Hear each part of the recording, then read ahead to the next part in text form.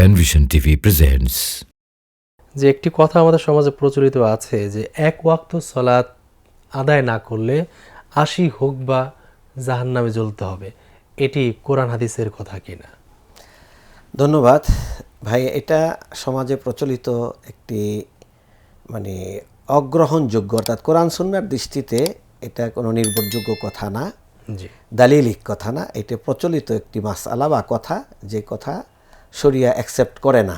অতএব এক ওয়াক্ত সালাতের জন্য কেউ সে তাওবা করতে পারে, যেটার জন্য তার কবিরা গুনাহ হয়েছে। কবিরা গুনার কারণে আল্লাহ ৮০ হোক বা কতদিন জাহান্নামে দিবে, কতদিন জাহান্নামে দিবে, এরকম কোনো সংখ্যা পরিসংখ্যান কোরআন সুন্নাহয় বর্ণিত হয়নি। হ্যাঁ, সময়টা কোরআন সুন্নাহয় বর্ণিত হয়নি।